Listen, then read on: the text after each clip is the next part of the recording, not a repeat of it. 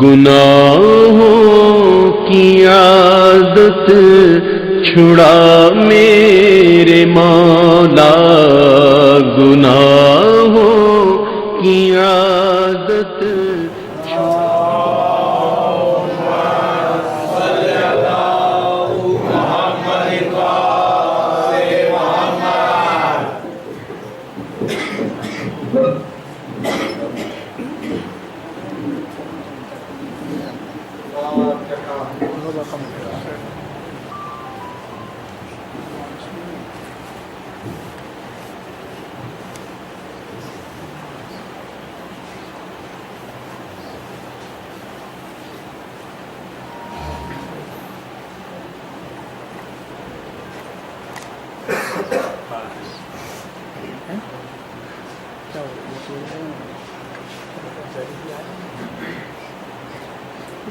أعوذ بالله السميع العليم من الشيطان اللعين الرجيم.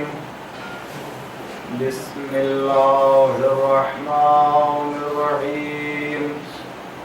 الحمد لله المعروف من غير رؤية، والخالق من غير منسبة. خلق الخلائق بقدرته واستعبد الأرباب بعزته، وسعد العظماء بجوده. والصلاة والسلام والتحية والإكرام على البشير النذير السراج المنير، حبيب الله العالمين أبي القاسم محمد. اللهم صل على محمد وآل محمد وعلى آله الطيبين الطاهرين المعصومين المظلومين المنتخبين المنتجبين الغر الميامين الذين أذهب الله عنهم الرجس وطهرهم تطهيرا. اللهم صل على محمد وآل محمد. لا سيما الإمام المبين بقية الله في الأرضين، الحجة الثاني عشر والمهدي المنتظر، عجل الله تعالى فرجه الشريف، واللعنة الدائم على أعدائهم أجمعين. اللهم لعن أول ظالم ظلم حق محمد وآل محمد، وآخر تابع له على ذلك. اللهم لعن الصحابة التي جاهدت الحسين وشايعت وبايعت وتابعت على قتله. اللهم لعنهم جميعا. أما بعد، فقد قال الله الحكيم في قرآن الكريم وقوله الحق. بسم الله الرحمن الرحيم. وجعلناهم أئمة يهدون بأمرنا، وأوحينا إليهم فعل الخيرات وإقام الصلاة وإيتاء الزكاة وكانوا لنا عابدين. صلوات پڑھیں محمد وآل محمد پر. اللهم صل على محمد وآل محمد. ارشاد حضرت احدیت ہو رہا ہے کہ اور ہم نے انہیں امام بنایا ہے کہ جو ہمارے امر سے ہدایت کرتے ہیں، اور ہم نے ان کی طرف وحی کی ہے نیکیاں انجام دیں، نماز قائم کریں، زکوٰۃ ادا کریں. وَكَانُوا لَنَا عَابِدِينَ، اور وہ ہمارے عبادت گزار بنتے تھے. آیہ کریمہ کے ذیل میں عقیدہ امامت اور امامت کے اوصاف اور ان کی خصوصیتوں کے سلسلے میں گفتگو آپ کے سامنے ہو رہی ہے اور یہ اپنے مرحلے کی تیسری گفتگو ہے کہ پروردگار عالم نے آیت کریمہ میں جن مخصوص بندوں کا ذکر کر رہا ہے وہ کون لوگ ہیں اور اگر ان کو ڈھونڈا جائے تلاش کیا جائے تو وہ کہاں ملیں گے۔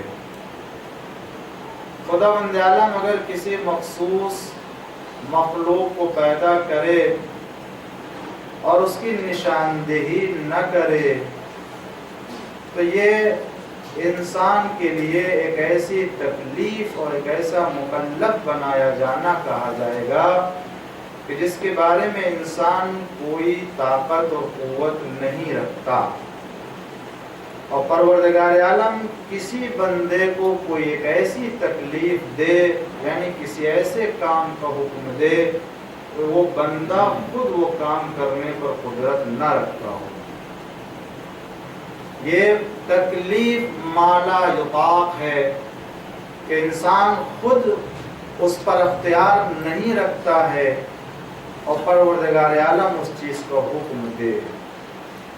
اس کا مطلب یہ ہے کہ اگر اس نے کسی ایسے مخلوق کو پیدا کیا ہے کہ جس کے ساتھ چلنے کا حکم دیا ہے تو اس کی کوئی نہ کوئی نشاندہی بھی کی ہے، اس کے اوصاف بھی بیان کیے ہیں، اس کے کمالات بھی اللہ تعالیٰ نے بیان کیے ہیں۔ اب یہ بندوں کا کام ہے، یہ مخلوقات پروردگار کا کام ہے، یہ انسانوں کا کام ہے کہ اسے دیکھے اور ڈھونڈے اور اس طرح کے صفات اور کمالات والے کو جب ڈھونڈ لے تو پھر اس کی پیروی کر لے، ورنہ پروردگار عالم نے کسی بھی طریقے کی کوئی کمی ہدایت میں انسان کے لیے نہیں رکھی ہے۔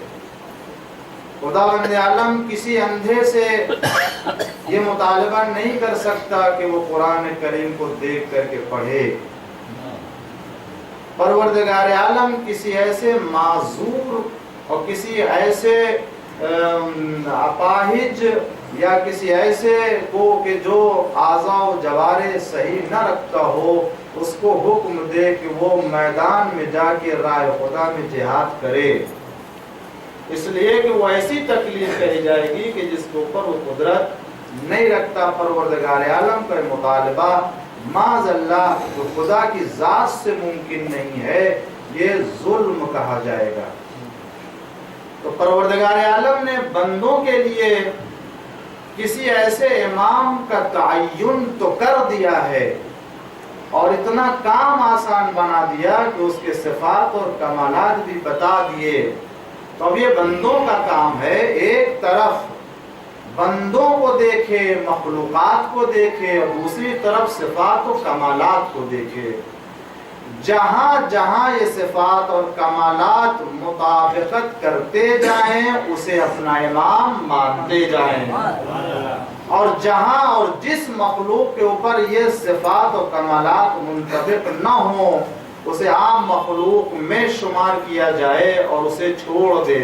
اس لیے کہ پروردگار عالم نے بالکل واضح طور سے یہ پیغام دیا کہ دیکھو جو ہمارے بارگاہ کا بنایا ہوا ہے، جو ہمارے یہاں سے بن کر آئے گا، جو ہم نے اسے معین کیا ہے، وہ ان صفات اور ان کمالات کا حامل ہوگا، وہ نماز قائم کرنے والا ہوگا، وہ راہ خدا میں جہاد کرنے والا ہوگا، وہ صاحب علم ہوگا، وہ صاحب حلم ہوگا، وہ شجاعت والا ہوگا، اور وہ زہد و تقوی اختیار کرنے والا ہوگا، وہ عبادت پروردگار میں تمام مخلوقات سے سب سے آگے ہوگا۔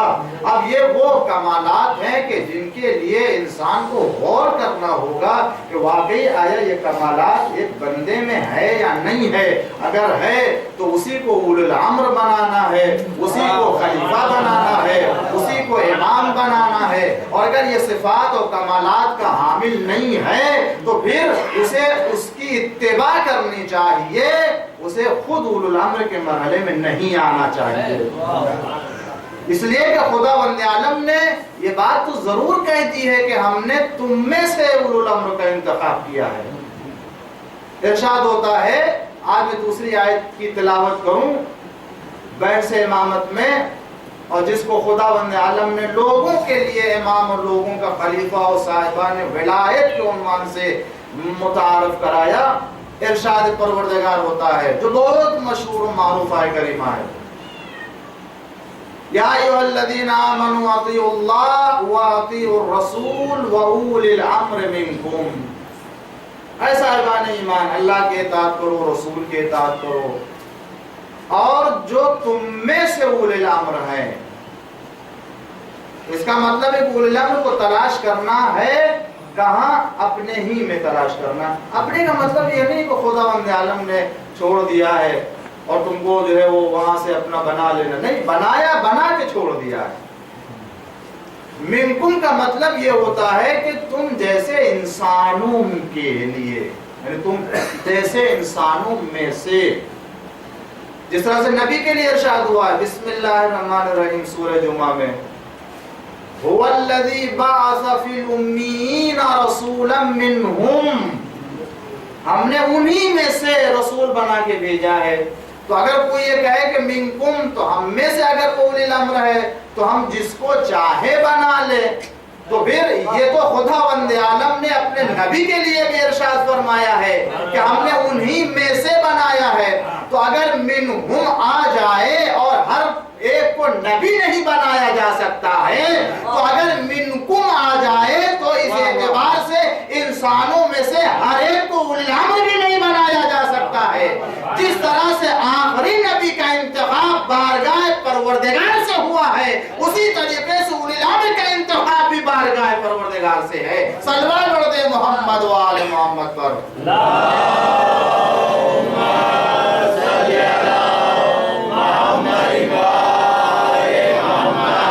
اللہ کی اطاعت کرو، رسول کی اطاعت کرو، اور جو تم میں سے اولی الامر ہیں ان کی اطاعت کرو۔ یہاں دیکھیں واقعاً جو صاحبان علم ہے، کل بحث ہو رہی تھی ہمارے برادر محترم جناب یونس صاحب سے، اسی بات کے لیے کہ پروردگار عالم نے پیغمبر اسلام کی اطاعت کے بعد کلمہ اطیعوا استعمال نہیں کیا ہے۔ اطیعوا اللہ واطیعوا الرسول، اللہ کی اطاعت کرو، رسول کی اطاعت کرو، واولی الامر منکم، فوراً واو کے ذریعے سے اولی الامر کا ذکر ہو جاتا ہے۔ اس کا مطلب یہ ہے کہ جس طریقے کی اطاعت کا مطالبہ اللہ نے رسول کے لیے کیا ہے، اسی طرح کی اطاعت کا مطالبہ اولی الامر کے لیے ہے۔ اگر کوئی قید ہوتی، اگر کسی طرح کی کوئی شرط لگائی جاتی پیغمبر کے لیے، تو پھر یہاں پر بھی اطاعت میں کوئی قید لگائی جائے گی، کوئی شرط لگائی جائے گی۔ مگر پروردگار عالم نے پیغمبر کی اطاعت کو اپنی اطاعت سے جوڑ دیا، اور اولی الامر کی اطاعت کو رسول کی اطاعت سے جوڑ دیا۔ اس کا مطلب یہ ہے کہ جس طریقے سے خدا کی وحدانیت میں کوئی شریک نہیں ہے، رسول کی رسالت میں کوئی شریک نہیں ہے، اولی الامر کی ولایت میں بھی کوئی شریک نہیں ہے، اسی اطاعت کا سلسلہ ہے جس کا حکم دیا جا رہا ہے۔ ایک صلوات پڑھ دے محمد و آل محمد پر۔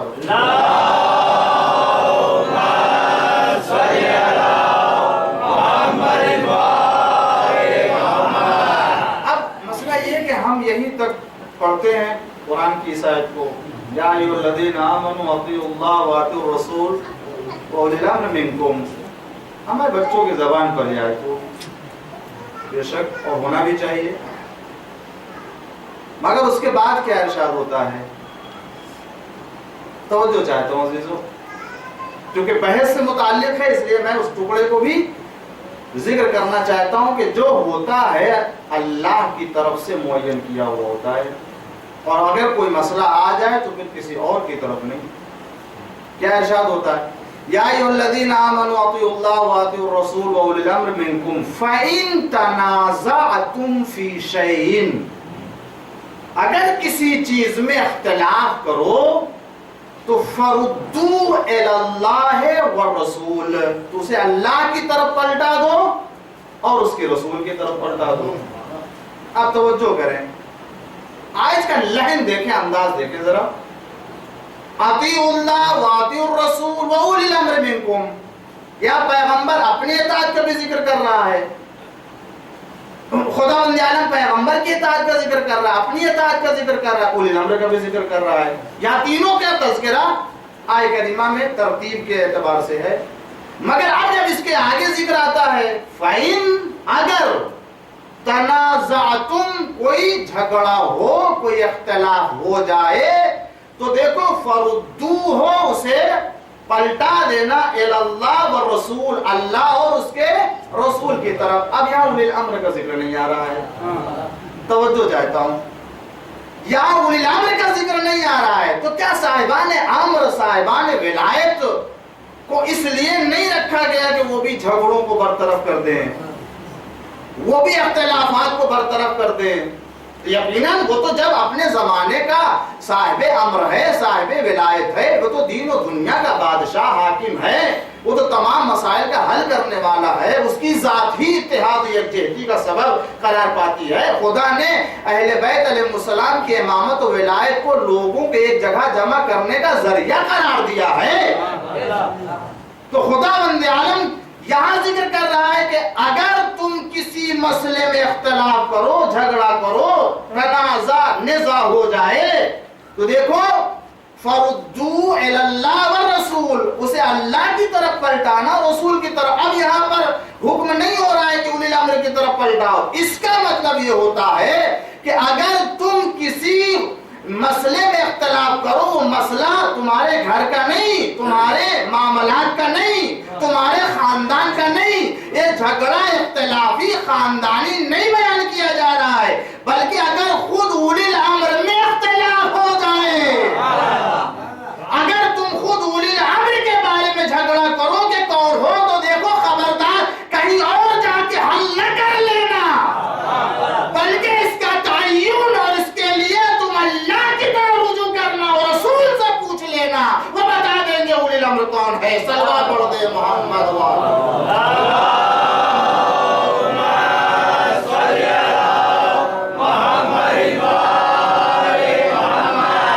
صاحبان امر اللہ تعالیٰ نے بیان کیا. اس لیے دیکھو وہی بتا دیا، ہم نے جب بنایا ہے، ہمارے یہاں کے معین کیا ہوا ہے، وہ ہمارے یہاں سے مشخص ہو کر کے آتا ہے، تو دیکھو کہیں اور سے کہاں تلاش کرنے جاؤ گے؟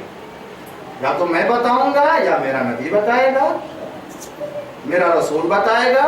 اس مسئلے میں کہیں اور جانے کی ضرورت نہیں ہے. اور پھر پیغمبر اسلام نے فرمایا کتنی جگہوں پر، کتنے مقامات پہ اہل بیت علیہ السلام کا تعارف کرا جائے. خدا بند عالم نے اپنے پیغمبر کے ذریعے سے اہل بیت علیہ السلام کتنی جگہوں پر، جب دیکھیے تو گھر میں ہیں، تو گھر کے باہر ہیں، تو منبر پہ ہیں، تو محراب میں ہے، تو بس میں ہے، تو رس میں ہے، تو ہر جگہ پیغمبر اسلام نے. ورنہ یہ کیا تعارف نہیں ہے؟ جب منبر پہ بیٹھے وہ خطبہ دے رہے ہیں، اور اس کے بعد اتنے میں امام حسین علیہ السلام مسجد میں تشریف لاتے ہیں.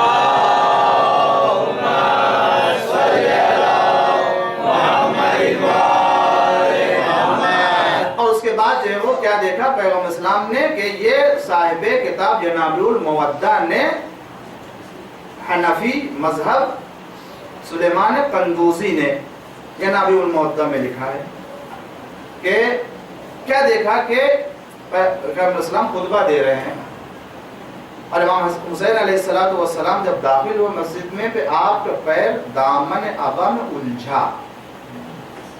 پیغمبر اسلام نے خطبہ توڑ دیا اور منبر سے اترے. حالانکہ اور بہت سے افراد تھے. آج یہ دیکھیں خود یہاں پر کوئی کام ہوتا ہے، میں خود اگر یہ کام کروں، آپ خود توجہ کریں، میں جا کے کسی بچے کو اٹھا لوں منبر سے اتر کے، جب میری کوئی حیثیت نہیں ہے، میں جاہل انسان، گنہگار انسان، معصیت کار انسان، مگر اتنے مجمع کے سامنے میں اتر کے جا کے اس بچے کو اٹھا لوں. اس کا مطلب یہ ہے کہ وہ بچہ کوئی معمولی بچہ نہیں ہے، ورنہ مولانا کسی سے بھی کہہ دیتے کہ دیکھو اس بچے کو اٹھا لیجئے، اس کا مطلب ہے کہ جا کر کے اٹھا کر کے نہ یہ کہ بٹھا دیا بلکہ ممبر پر لے کے آئے، ممبر پہ آئے. اور اس کے بعد ابھی میں اگر یہ کام کروں تو آپ کہیں گے مولانا کا موضوع کچھ اور تھا اور اس کے بعد موضوع بدل دیا. پیغمبر اسلام کس موضوع پہ خطبہ دے رہے تھے وہ تو مجھے نہیں معلوم ہے، نہ میں نے کتاب میں پڑھا، نہ میں نے کسی حوالے کے اعتبار سے اس بات کو دیکھا. پیغمبر اسلام آیا کوئی شریعت کا حکم بیان کر رہے تھے کہ عقیدہ بیان کر رہے تھے، قیامت کے بارے میں بیان کر رہے تھے، سوال کا جواب دے رہے تھے، وہ مجھے اطلاع نہیں ہے، خبر نہیں ہے. لیکن اتنا ضرور جانتا ہوں کہ جب پیغمبر اسلام تشریف لے گئے اور جانے کے بعد جب آپ کو لے کر کے ممبر پر آئے تو اب جو بھی موضوع رہا ہو وہ رہا ہو، لیکن اب جو موضوع ہے وہ حسین ابن علی کے فضائل بیان کرنا ہے. اور آپ نے کیا فرمایا کہ دیکھو ھذا حسین فاعرفوہ، ایھا الناس، اے لوگوں پہچان لو اسے کہ یہ حسین ہے، اسے جان لو، اور جب وقت پڑ جائے تو اس کی مدد کرنا. اے لوگوں اگر جب کوئی وقت پڑ جائے تو اس کی نصرت کرنا. یہ وہ ہے کہ جس کا دادا جنتی ہے، کہ جس کے باپ جنتی ہے. پیغمبر اسلام خطبے میں بیان کر رہے ہیں آپ کو ممبر پہ لا کر کے، دیکھو یہ وہ حسین ہے کہ جس کے نانا جنتی، جس کے نانی جنتی، جس کی پھوپھیاں جنتی.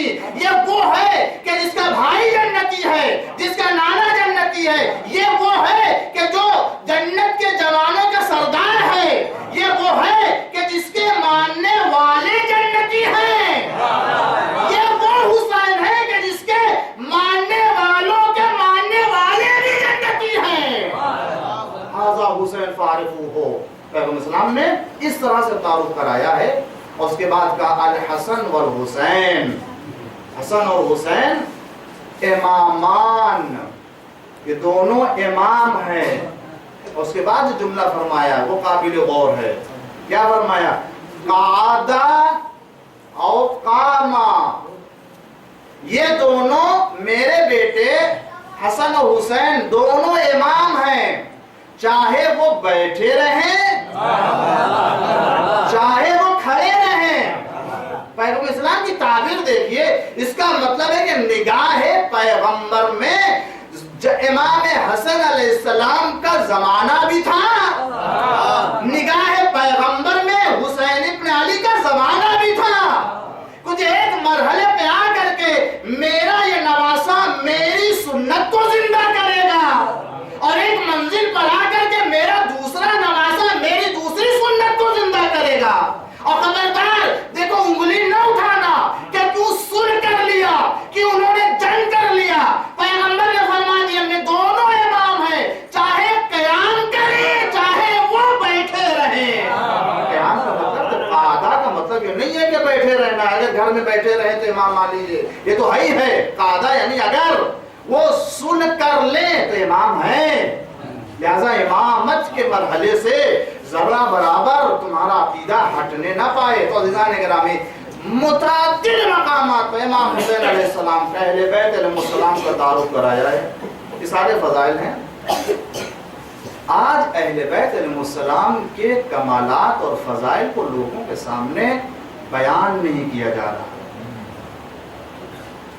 ایک چھوٹا سا گروہ ہے اہل بیت علیہ السلام کا ماننے والا، چاہنے والا، جس کو ہر طرح سے ہر زمانے میں دبایا گیا ہے.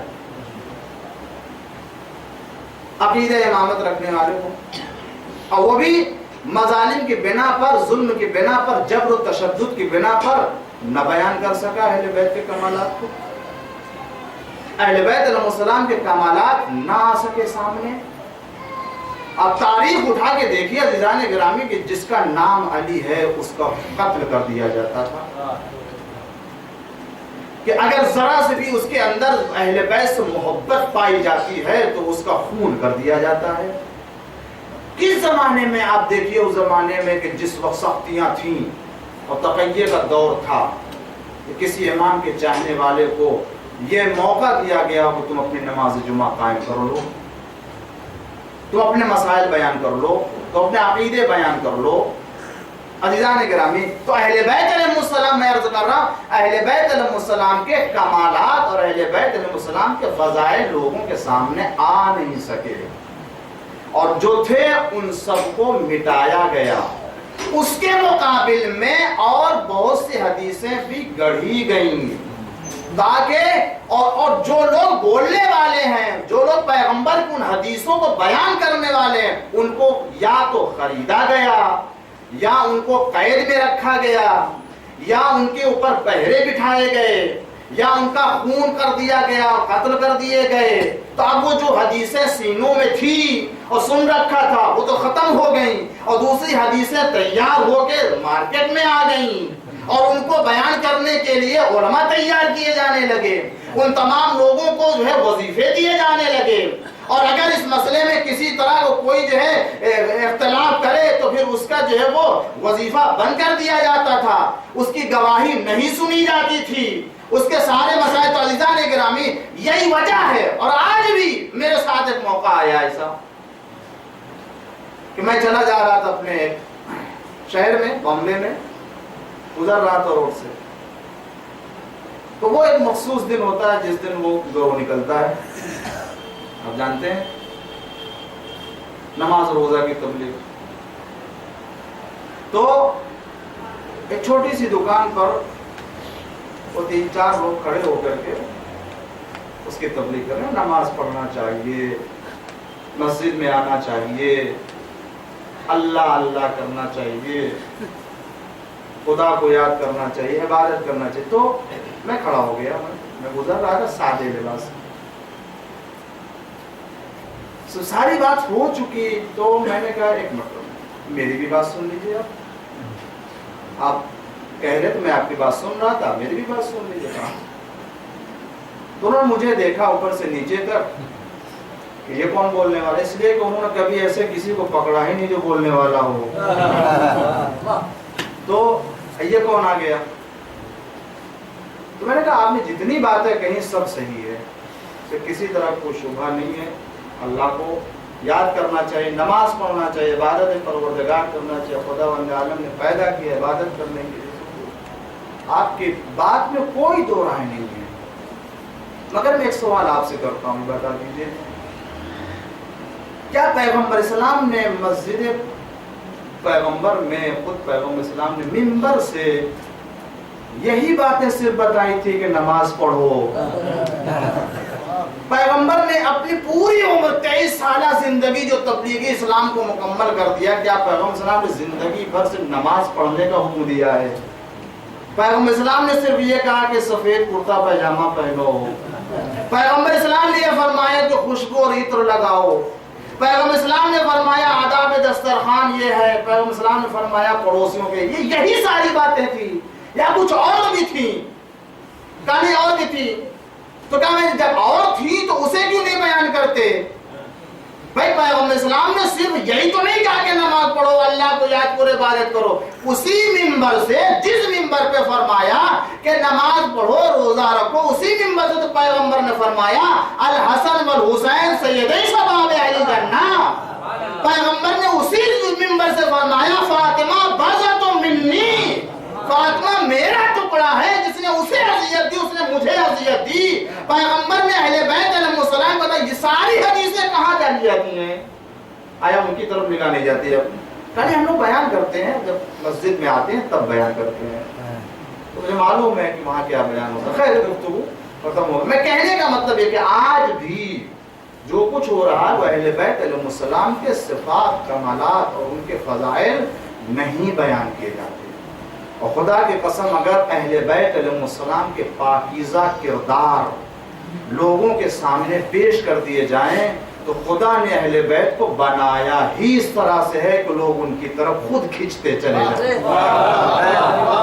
پروردگار عالم نے ان کو اس کردار کا حامل بنایا ہے کہ ان کو بلانے کی ضرورت نہیں ہے، اسی لیے امام نے فرمایا امام کی مثال کعبے کی مثال ہوتی ہے، کعبہ چل کے جاتا نہیں ہے، لوگ کعبے تک جاتے ہیں۔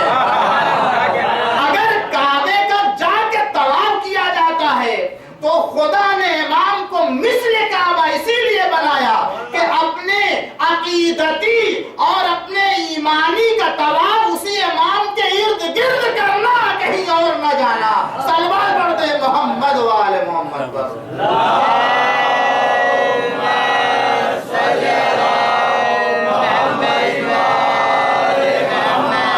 جو امام ہے وہ اللہ کی بارگاہ سے خدا نے معین کیا ہے، پروردگار عالم نے بحث اسی پر ہو رہی ہے ابھی تو۔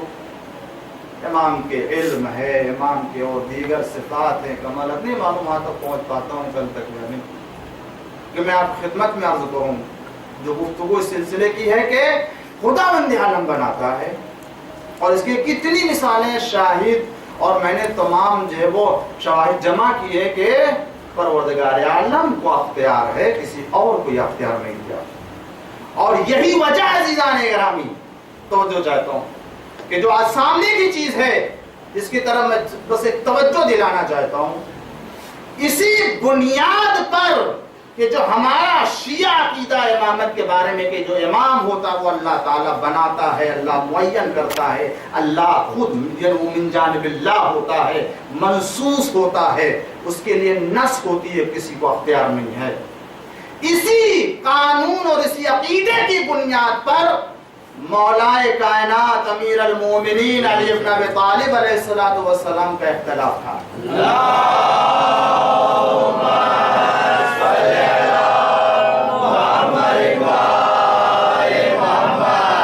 اگر مولائے کائنات نے اختلاف کیا تو کیا ہونا چاہیے؟ اس بات پہ اختلاف تھا کہ تم نے میرا انتخاب کیوں نہیں کیا؟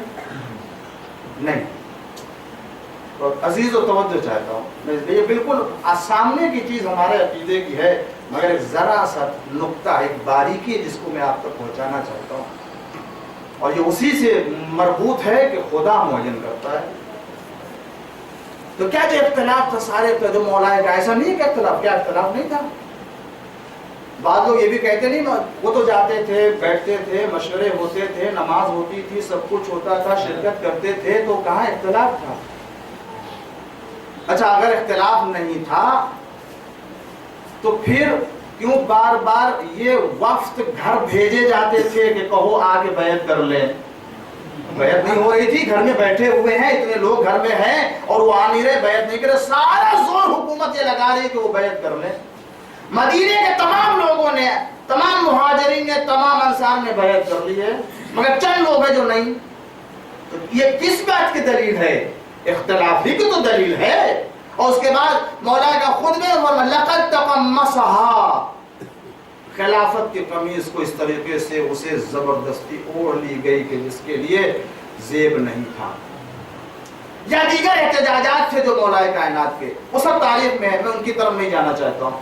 مولا کائنات کا اختلاف آیا تھا یا نہیں تھا؟ اگر تھا وہ یقیناً تھا، تو اگر تھا تو کس بات پہ تھا؟ کیا انتخاب کے اوپر تھا کہ تم نے میرا انتخاب کیوں نہیں کیا، ان کا انتخاب کیوں کر لیا؟ تمہیں مجھے منتخب کرنا چاہیے تھا۔ دیکھو عزیزو، انتخاب کی خصوصیت کیا ہوتی ہے؟ انتخاب کی خصوصیت یہ ہوتی ہے کہ اس کے لیے کینڈیڈیٹ بہت سے ہوتے ہیں، اس کے کینڈیڈیٹ بہت سے ہوتے ہیں، اور انتخاب میں وہی منتخب ہوتا ہے جو سب سے زیادہ رائے لاتا ہے۔ یہ انتخاب کی خصوصیت ہے، جو سب سے زیادہ، یہ یعنی انتخاب سے منتخب ہو کے آنے والے کا جو منصب ہوتا ہے اس میں رائے عامہ کا دخل زیادہ ہوتا ہے، عوام کا دخل، عوام کی رائے معیار قرار پاتی ہے۔ جو زیادہ رائے لے کر کے آئے گا وہ منتخب ہوگا، اور جو کم رائے لائے گا وہ منتخب نہیں ہوگا۔ اس کا کیا مطلب؟ جو کم لایا وہ بھی صلاحیت رکھتا تھا مگر لوگوں نے نہیں چنا ہے۔ اس کا مطلب تو یہی ہوا جو منتخب ہو کر کے، یہ چونکہ زیادہ رائے لے کر کے آیا ہے لہذا یہ منتخب ہو گیا، ورنہ اور بھی تھے جن کو اس کے لیے منتخب ہونا چاہیے تھا۔ اور اس کے بعد اس کے ذریعے سے جو منتخب ہوتے ہیں معیار رائے عامہ ہے، تو پھر یہ نہیں دیکھا جاتا وہ کیسا کمال رکھتا ہو، کن صفتوں کا حامل ہو۔ اب جب زیادہ رائے لے کے آ گیا تو چاہے جاہل ہو، چاہے عالم ہو، چاہے रखता हो, पढ़ा लिखा हो या पढ़ा लिखा ना हो, अब जब सबने राय दे दी तो वो मनसब वाला हो गया। इसीलिए मौला का इख्तिलाफ इंतखाब में नहीं था। मौला का ये सारा निज़ा इख्तिलाफ उन लोगों से इस मसले में नहीं था कि तुमने इजमा हमारे ऊपर क्यों नहीं कर लिया, तुमने सब मिल करके मेरा इंतखाब क्यों नहीं कर लिया। इसलिए कि मौला पहले से ये कह रहे थे कि ये हक मेरा है, खुदा ने इसके लिए किसी को नहीं पैदा किया सिवाय मेरे, ये हक मुझसे मखसूस है। तो मौला के इख्तिलाफ इंतखाब में नहीं था बल्कि इख्तिलाफ इंतसाब में था। या लफ्ज़ बदल करके ये कह दूं, मौला का इख्तिलाफ इलेक्शन में नहीं था, सिलेक्शन में था। मोहम्मद वाले मोहम्मद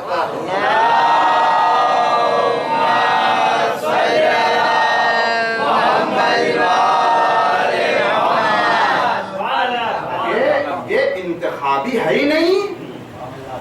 अगर इंतखाबी होता तो मेरा इख्तिलाफ इस मसले में होता कि तुमने उनको क्यों ले लिया। मैं इसका मतलब कि मैं उनको अपने बराबर समझता हूँ, ये कहा। इसका मतलब ये है कि दोनों में तकाबुल हो रहा है। जब मसला तकाबुल का है ही नहीं है, किसी भी एतबार से कमालात में कोई मुसावात है ही नहीं है, तो जब है ही नहीं है तो इंतखाब ही नहीं हो सकता। इमामत का मसला, इमामत का तय्युन इंतखाबी है ही नहीं है, ये मंसूस है, ये इंतसाब नस्ब किया गया है। और इसीलिए अजीजों मैं कहता हूँ जो इमाम अलैहिस्सलाम को इस उन्वान से साहिब विलायत और साहिब इमामत के उन्वान से अकीदा रखते हुए यकीनन वह अहले बैत अलैहिस्सलाम के माने खुदावंद आलम इसी के जरिए से उनकी नजात देने वाला है। इसके अलावा अगर किसी और तरीके से किसी इमाम का अकीदा रखते हैं खलीफा का, तो यकीनन वो नजात देने वाला अकीदा नहीं है। और अजीजों एक बात और अर्ज कर दूं मैं कि जब पैगंबर इस्लाम की वफात के बाद अमीर अल-मुस्लिमीन ने ये ऐलान किया, साफ ऐलान किया, और आपका नेज़ा इस मसले में था, और फरमाया आपने वाज़ेह तौर से मा ज़िल्तु मज़लूमन मुन्ज़ु क़बज़ रसूलुल्लाह, जब से रसूलुल्लाह दुनिया से गए हैं उस वक्त से अब तक मैं मजलूम वाक़े हुआ हूँ। ये मौला ने फरमाया है, उस वक्त से अब तक मैं मजलूम वाक़े, यानी क्या, हक छीना गया, मुझे सताया गया, मुझे हक से महरूम किया गया, और उसके बाद जो मेरा और भी मनसब था उसे भी नहीं दिया। कितने मनसब थे अजीजों, ये तफसीली गुफ्तगू करने का मौका नहीं, वरना मैं बताता सिर्फ खिलाफत का मसला नहीं था, मसला तफसीर कुरान का भी था, कुरान के जमा करने का भी मसला था, शरीयत के अहकाम बयान करने का भी हक था, अकायद बयान करने का भी मसला था। इन तमाम हुकूक को, इन तमाम चीज़ों के बयान करने का हक भी छीन लिया गया था कि नहीं, उस एतबार से। तो अज़ीज़ान गिरामी देखें तो वो विलायत के जो गैर इंतखाबी हो, मंसूस हो मेरा अल्लाह की तरफ से, और मौलाए कायनात उसके लिए फरमाते हैं कि मैं इसके लिए किसी को नहीं देखता, खुदावंद आलम ने मुझे इसका अहल बनाया है, किसी और को इसका अहल नहीं बनाया है। किसी भी तरह आपने ऐलान आम तौर से ऐलान किया, खुदावंद आलम अपनी मखलूक में किसी को भी इसका अहल करार नहीं दिया है। और ऐसा भी नहीं है कि ये वो विलायत हो कि जिसमें थोड़ा सा हिस्सा मौलाए कायनात को दे दिया गया हो, थोड़ा सा हिस्सा किसी और को दे दिया गया हो, कि इसमें किसी और को शरीक कर दिया गया और दूसरे को भी आधा दे दिया गया। वो भी विलायत नहीं है, विलायत है तो मुकम्मल विलायत है, उसमें किसी गैर की विलायत या इमामत का मनसब शामिल नहीं है कि आधी विलायत आप ले लीजिए, आधी विलायत हम ले लीजिए, थोड़ी सी आप ले लीजिए, थोड़ी सी हम ले लीजिए। इसका मतलब ये हुआ कि अगर थोड़ी सी विलायत आपके पास, थोड़ी सी हमारी विलायत, इसके बाद इसका मतलब है कि इसमें गैर को शरीक कर दिया गया। क्या हो सकता है कि कोई खुदा को खुदा माने और 360 बुतों में से 60 की मोहब्बत भी दिल में रखे? क्या ये मुमकिन है कि परवरदिगार आलम की वहदानियत के कलमा पढ़ने के साथ साथ औरों को भी अपने दिल में बसाए रहे? इसका मतलब यह है कि अगर गैर की मोहब्बत है तो फिर खुदा की वहदानियत नहीं है। क्या यह मुमकिन है कि रसूल की रसालत पर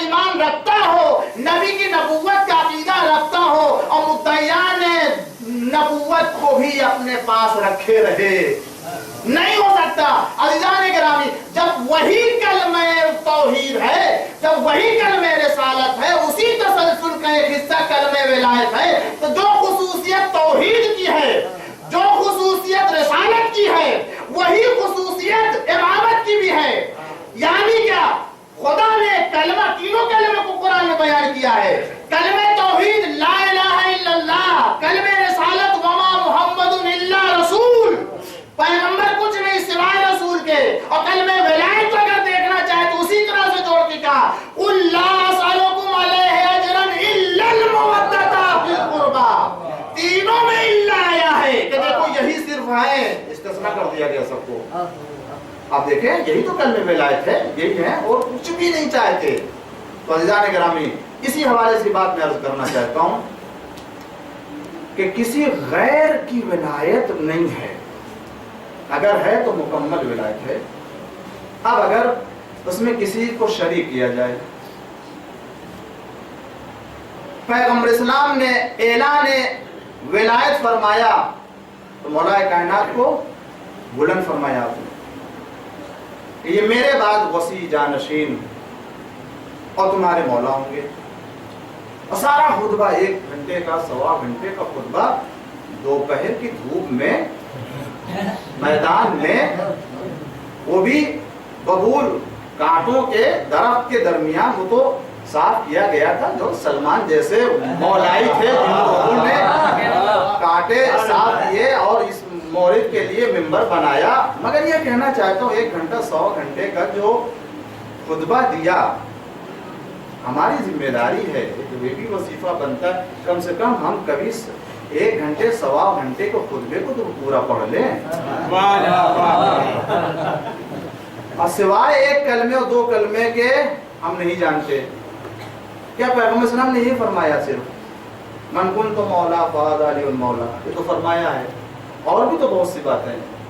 एक जुमला आपने फरमाया इसमें, फलयुबल्लिगिल हाज़िरल गायब, तुम में जितने भी हैं ये पैगाम सुन ले, और जो मौजूद है वो जाए और जो नहीं आए हैं उनको बता दे। इस एतबार से तबलीग की जितनी अहमियत हमारे मजहब में है, किसी के यहाँ नहीं है।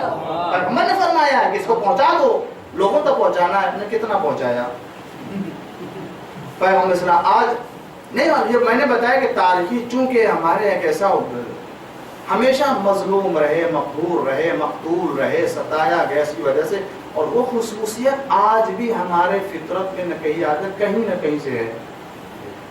अगर एक अलीम वलीउल्लाह का स्टिकर मिल गया तो हम दुकान में ऐसी जगह लगाएंगे जहाँ सबकी नजर न पड़े, है या नहीं, कि मालूम हो जाएगा कि अहले बैत का चाहने वाला।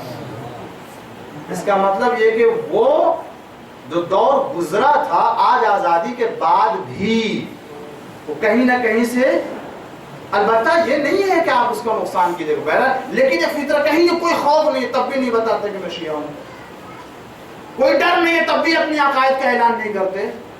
अगर डर है तो उसके लिए हमारे यहाँ तो जितना मुकम्मल निजाम हमारे दीन का है किसी का नहीं है। तुम्हें कैसे जिंदगी बसर करना है। तो मैं अर्ज कर रहा था जान गिरामी, तो पैगंबर सलाम ने आपकी मौलाइयत का ऐलान किया, तने तनहा आपको वली बनाया है।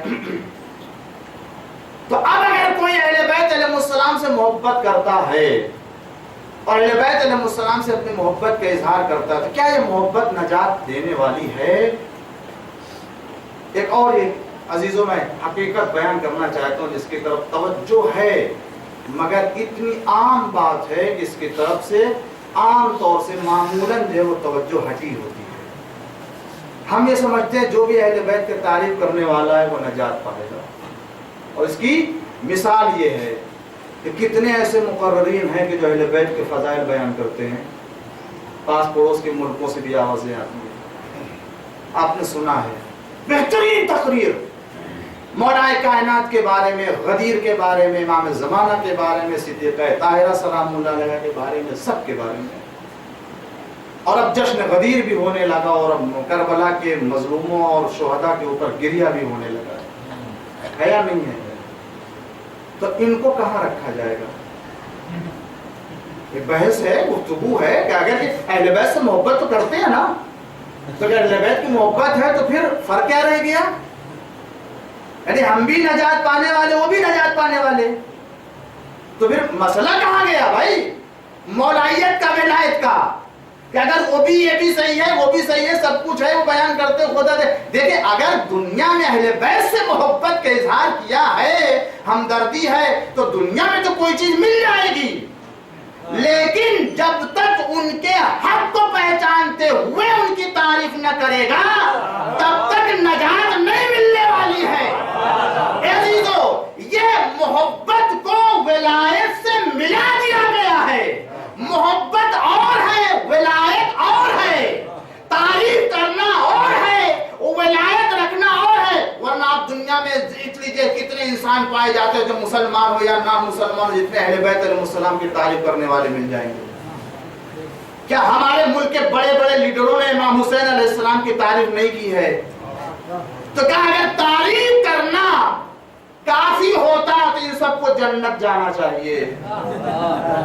اگر تعریف معیار ہے تو پھر سب جنتی ہیں، مگر کوئی نہیں یہ فتویٰ دینے والا کہ یہ سب کے سب جنتی ہیں۔ اس کا مطلب یہ ہے کہ صرف محبت کرنا کافی نہیں ہے، صرف تعریف کرنا کافی نہیں ہے، بلکہ اہل بیت کی ولایت بھی ہونی چاہیے محبت میں۔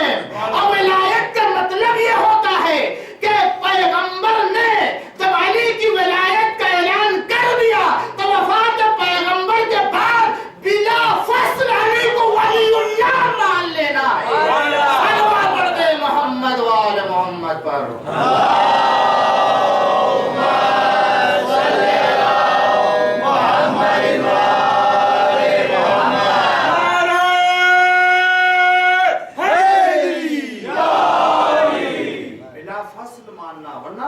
وہی کہہ دیا کہ آدھی ولایت ان کے پاس، آدھی ولایت ہمارے پاس، کچھ کو ان کے پاس، کچھ ہمارے پاس۔ کیسے ہو سکتا ہے؟ یا عزیزو، جب ہم آپ کو اپنے گھر دعوت دیں، آپ آئیں ہمارے گھر، اور اسی کے ساتھ آپ جب ہمارے یہاں سے رخصت ہو جائیں تو 2 گھنٹے کے بعد آپ کے دشمن کو بلا دیں، آپ کو پتا ہو جائے مولانا نے ایسا کیا، تو اب کیا کہیں گے؟ یہ ظاہری محبت کا اظہار کرتے ہیں، یہ مجھے دل سے نہیں چاہے، اگر دل سے چاہتے تو پھر میرے مخالف کو نہ بلاتے۔ عزیزو، خداوند عالم نے اہل بیت کی محبت کے ساتھ کسی اور کی محبت کو قرار نہیں دیا ہے۔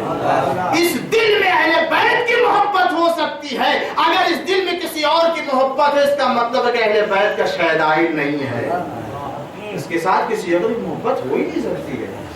ولایت کا مطلب ہی ہوتا ہے، توحید کا مطلب کوئی خدا نہیں، ایک خدا، کچھ نہیں ہے، پیغمبر اللہ کے رسول ہیں۔ تو جب ان تمام جگہوں پر ولایت کا اس طرح سے اقرار کر رہے ہیں تو پھر مرحلے ولایت اہل بیت علیہ السلام میں بھی کوئی ولایت نہیں ہے سوائے اہل بیت کی ولایت کے۔ اور ایک بات اور عرض کروں عزیزو کہ یہی مرحلہ کافی نہیں ہے، توجہ چاہتا ہوں، محبت کافی نہیں ہے، آپ نے سن لیا، ولایت بھی کافی نہیں ہے۔ عزیزو گھبرائیے گا نہیں، اس لیے کہ اب یہ ایسا نہیں ہے کہ یہ ہم کو جو ہے وہ کہیں اور لے کے چلے جا رہے ہیں، معاذ اللہ، نہیں، توجہ کریں گے۔ صرف محبت کافی نہیں، اگر ولایت نہیں ہے، اور اگر محبت بھی ہے ولایت بھی ہے تب بھی یہ محبت اور ولایت نجات دینے والی نہیں ہے، اس لیے کہ خداوند عالم نے اہل بیت کو ایسا بنایا کہ دنیا کے تمام مسلمان اہل بیت سے محبت کرتا ہے، اور کچھ ایسے بھی ہیں کہ جو صرف مولا کائنات کو ولی مانتے ہیں، مگر ان کا سفر آ کے چھٹے سلسلے تک رک جاتا ہے یا 7ویں تک آ کے رک جاتا ہے۔ یہ یاد رکھیے، ولایت میں صرف 2 یا 4 کی ولایت نہیں ہے یا 6 کی ولایت نہیں ہے، بلکہ پورے 12 امام کی ولایت ہے، اول سے لے کے 12 امام زمانہ تک آنا پڑے گا۔ صلوات پڑھتے محمد وآل محمد پر۔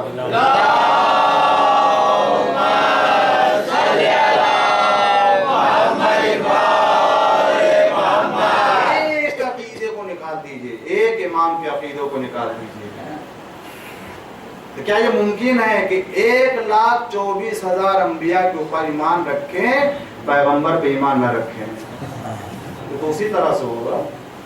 अब तमाम अंबिया के वो ईमान रखते हैं, पैगंबर पे ईमान नहीं है। 12 इमाम का अकीदा और उसमें किसी एक इमाम को निकाल दीजिए माज़अल्लाह, उसकी वलायत ना हो, मोहब्बत ना हो, इमामत का कायल ना हो, तो अजीजों 11 का कायल है, एक का नहीं है तो उसे भी नजात नहीं मिलेगी। किसी 12 इमाम का जो हमारे यहाँ है तसलसल, जो क़यामत तक रहने वाला है सिलसिला, खुदावंद आलम ने इमाम को क़यामत तक के लिए बाकी रखा है। इसीलिए तो ये इमामत नबूवत से, रिसालत से बढ़ करके है कि ज़रूरत है इसकी। क्यों ज़रूरत है? इसका फ़लसफ़ा ये है कि इमाम कौन होता है, रसूल कौन होता है, नबी कौन होता है। नबी खबर देने वाला, नबी अरबी का मतलब ही नबी, नबा। कुरान की पूरा सूरा नबा पे है, आखिरी देख लीजिए 30वां पारा शुरू होता है वहीं से, सूरा नबा। खबर का मतलब है साल साल में आज़ाद हुआ पे खबर है ये। नबी कहते हैं खबर देने वाले को, रसूल कहते हैं पैगाम पहुंचाने वाले को, और इमाम कहते हैं आगे चलने वाले को। नबी कब नबी होगा? जब खबर लाने वाला होगा। जब तक खबर है नबी की जरूरत है, और जब खबर खत्म हो गई तो नबी की जरूरत भी खत्म हो गई। रसूल रसूल है कब तक? जब तक पैगाम पहुंचाने के लिए है, और जब पैगाम खत्म हो गया तो रसूल की जरूरत भी खत्म हो गई। इमाम किसे कहते हैं? इमाम होता कौन है? इमाम राह अमल में आगे आगे चलने वाले को कहते हैं। अब जब तक राह सिरात मुस्तकीम है और लोग चलने वाले होंगे, इमामत का सिलसिला क़यामत तक कायम रहेगा। सल्लल्लाहु अलैहि मोहम्मद व आले मोहम्मद पर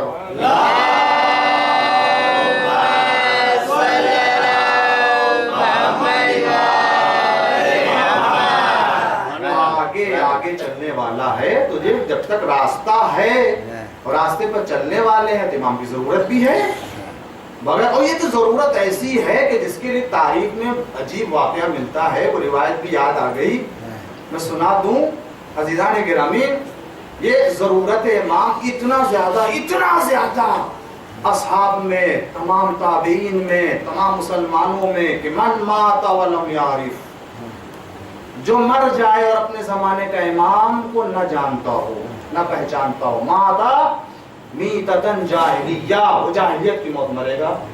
अब मुख्तलिफ तरीके से ये रिवायत आई है, मन माता वलम यारिफ इमाम ज़मानी, मन माता वलम यारिफ खलीफता ज़मानी, मन माता वलम यारिफ अमीर ज़मानी, अमीर को न जाने, खलीफा को न जाने, इमाम को न पहचाने। मुख्तलिफ तरीके से रिवायतें आई, मगर है और इतनी ज्यादा मोतबर ये रिवायत है इस सिलसिले में कि आप बहुत ही मशहूर रावी, बहुत ही मशहूर शख्सियत अब्दुल्ला इब्न उमर,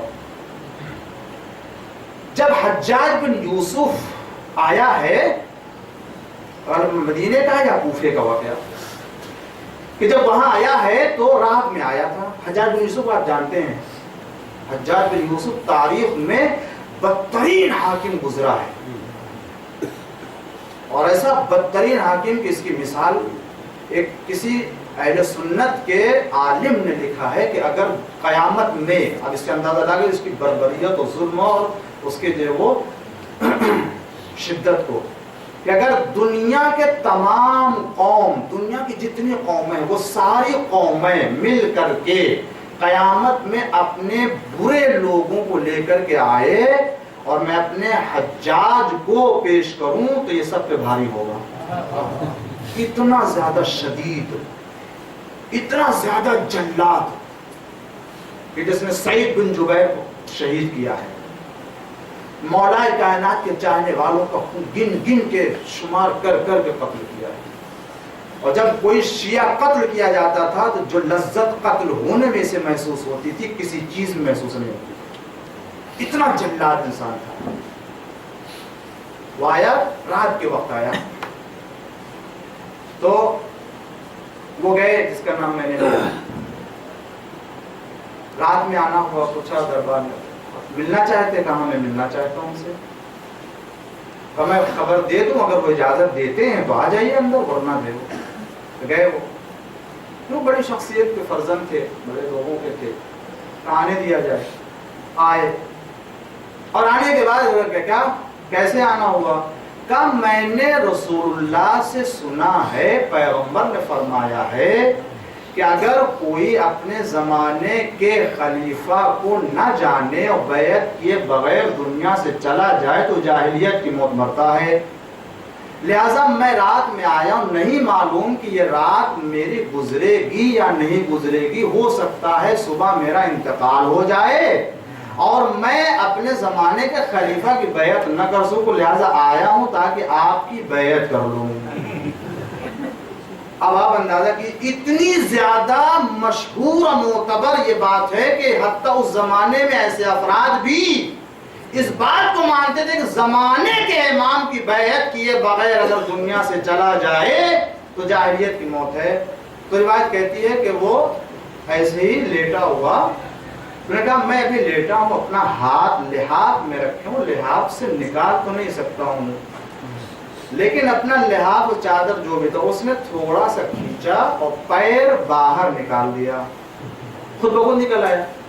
جب لحاف کھینچا تو پیر کھل گیا. کہا کہ میں ابھی ہاتھ تو نہیں نکال سکتا ہوں, یہ پیر ہے, پیر پہ بیعت کر لو. اور وہ گئے, آگے بڑھے, بڑھنے کے بعد انہوں نے پیر پہ بیعت کر لیا اور اس کے بعد چلے گئے. کیا ہوا؟ یہ تو بات صحیح تھی کہ زمانے کے امام کی بیعت کرنی چاہیے, لیکن اگر کوئی واقعی حق کو پہچانتے ہوئے بیعت نہیں کرتا تو اللہ ایسے ہی ذلیل و رسوا کرتا ہے. لہذا زمانے کے اولی الامر کو پہچان کے اس سے محبت کی جائے. کمال یہ نہیں ہے کہ ہر سر پہ سر, ہر دروازے پہ سر جھکا دو, کمال یہ ہے کہ پہچان کے سر جھکاؤ. محمد و آل محمد پر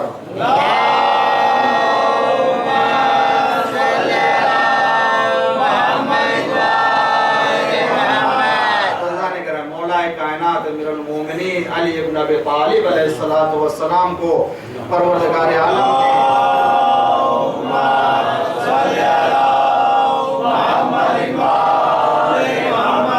اپنی جگہ اور اپنی بارگاہ سے لوگوں کے لیے امام بنا کر کے بھیجا. اور وہ یہ امام ہے کہ جو آگے ہوتا ہے جس کے آگے کوئی نہیں ہوتا, اس لیے کہ امام کا مطلب ہی ہوتا ہے کہ جو آگے چلے. ہم اور آپ 2 رکعت صبح کی نماز پڑھتے ہیں تو اس کے لیے بھی احکام ہے. آپ اپنے 2 رکعت کے امام کے رکوع سے آگے نہیں جا سکتے. بولو آپ نے 2 رکعت کے لیے بھی امام مان لیا ہے, مگر امام ہے, آپ نے جب اسے امام مانا ہے تو اب اس کے جو اصول ہیں اس پہ عمل کرنا ہوگا. آپ اس سے پہلے سجدے میں نہیں جا سکتے, اس سے پہلے کھڑے نہیں ہو سکتے, اس سے پہلے رکوع میں نہیں جا سکتے, ورنہ آپ کی نماز نہیں ہوگی, آپ کی نماز ختم ہو جائے گی, آپ کو اسے اٹھنا بیٹھنا کہا جائے گا, عبادت نہیں ہوگی. اس لیے کہ جب امام مانا ہے تو پھر امام کے حق کو بھی ادا کرو. اے عزیزو, جب 2 رکعت کے امام کی یہ خصوصیت ہے کہ آگے نہیں جا سکتے, تو جو تو دین و دنیا کا امام بنایا گیا ہو اس کے آگے کیسے جا سکتے ہیں؟ صلوات پڑھ دے محمد و آل محمد پر.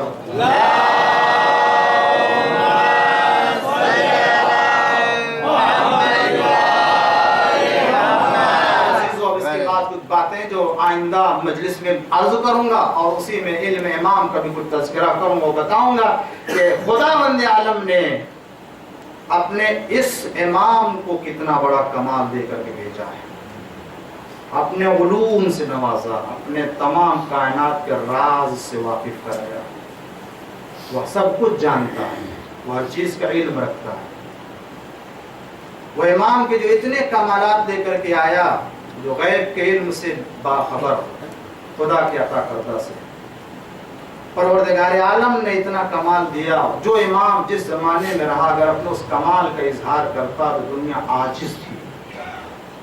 کیا مجال کہ کوئی امام پہ ظلم کر لیتا. اگر وہ امام اپنے اس کمال کو ظاہر کرتا اور اپنے اس کمال سے سہارا لیتا تو کیا مجال کی دنیا کربلا والوں پہ پانی بند کر دیتی؟ کیا مولا اگر اشارہ کرتے تو کیا پانی کا چشمہ نہیں بن سکتا تھا؟ وہ اسماعیل کے جن کے پیر کے ایڑیوں کے رگڑنے سے زمزم ابل سکتا ہے، تو کیا فخر اسماعیل اگر حکم دیتا تو کیا کربلا کی زمین سے کیا اپنے اصغر کو اگر لٹا دیتے تو کیا اصغر کی مبارک قدموں سے اور ایڑیوں سے پانی نہیں نکل سکتا تھا؟ مگر نہیں، یہ اعجازی جنگ نہیں تھی، یہ آزمایا جا رہا تھا، یہ امتحان تھا۔ اور یہی وجہ ہے کہ جب حسین مدینے سے نکل رہے تھے تو قبر پیغمبر سے آواز آئی تھی، کیا ان اللہ شاء ان یراک قتیلا، اے میرے بیٹا جاؤ، خدا چاہتا ہے کہ تمہیں قتل ہوتے ہوئے دیکھے۔ اور باب اعزا حسین کربلا کے میدان میں اپنے بچوں کے ساتھ، جوانوں کے ساتھ، اہل حرم کو لے کر کے، عورتوں کو لے کر کے آئے، سب منع کر رہے ہیں، بچوں کو نہ لے جائیے، عورتوں کو نہ لے جائیے، مگر حسین کی نگاہ جس چیز کو دیکھ رہی تھی وہ کسی کی نگاہ نہیں دیکھ رہی تھی۔ اے ارباب اعزا، آپ دیکھیں کربلا میں جیسے 3 دن کے یہ بچے پیاسے تھے، اسی طریقے سے یہ 3 دن کے بھوکے بھی تھے۔ اے ارباب اعزا، یہ بات میں آپ کی خدمت میں عرض کروں، ذرا محسوس کریں، کربلا والوں کی عظمت دیکھیں۔ اے ارباب اعزا، جیسے 3 دن کے پیاسے تھے ویسے ہی 3 دن کے یہ بچے بھوکے بھی تھے، مگر آپ کو کہیں کے کام میں یہ نہیں ملے گا کہ کسی بچے نے کہا ہو ہمیں کھانا دے دیا جائے۔ ہاں، اگر انہوں نے فریاد کی ہے تو العطش العطش، ہائے پانی، ہائے پانی، پانی مانگا ہے مگر کھانا نہیں مانگا، غذا کا مطالبہ نہیں کیا۔ شیخ جعفر شستری نے لکھا اس کی وجہ کیا ہے، جس طریقے سے یہ 3 دن کے پیاسے اسی طریقے سے بھوکے بھی ہیں، مگر پانی کا مطالبہ تو کیا، بھوک کا مطالبہ نہیں کیا۔ وجہ یہ ہے کہ عزیزو، جب انسان کوئی مسافر یا عام انسان بھی جب گلی سے چلتا گزرتا ہے تو وہ چلتے ہوئے بھی پانی مانگ لیتا ہے، اس لیے کہ پانی کے اوپر انسان کا حق ہے، خدا نے ہر انسان کا حق پانی پہ رکھا ہے، اس لیے وہ راستہ چلتے ہوئے بھی پانی طلب کر لیتا ہے، مگر کھانا مانگنا شرافت انسانی کے خلاف مانا جاتا ہے۔ یہی وجہ ہے کہ کربلا میں بڑے تو بڑے، ارے چھوٹے بھی شرافت انسانی سے نیچے نہیں آئے۔ اور باب اعزا، امام حسین قتل کر دیے گئے، اہل حرم کو اسیر کر لیا گیا، دربار یزید میں اہل حرم کو اس انداز سے رکھا گیا۔ یہی تو وجہ ہے کہ اہل حرم پہ جو مسائل شام میں گزرے ہیں وہ کہیں اور نہیں ہے، اس لیے سید سجاد جب گریہ کرتے تھے تو الشام الشام، یہ اشارہ تھا کہ جو مصیبت شام میں گزری وہ کہیں اور نہیں۔ یہی وجہ ہے جب پانی لایا جاتا ہے تو گریہ کرتے ہیں، جب کھانا لایا جاتا ہے تو رو دیتے ہیں۔ چاہنے والے نے عرض کیا، مولا ارے کب تک روئیے گا، ارے یہ شہادت تو آپ کی میراث ہے۔ کہنے لگے تم نے انصاف نہیں کیا، یعقوب کو خدا نے 12 بیٹے دیے تھے، ایک یوسف بچھڑ گیا تو یعقوب اتنا روئے کہ آنکھوں کی بینائی چلی گئی۔ ارے میرے تو 18 یوسف کربلا کے میدان میں ذبح کر دیے گئے، جن کی کوئی مثال نہیں ہے۔ اے مولا، ارے یہ رونا، یہ شہادت، یہ سب آپ کی میراث ہے۔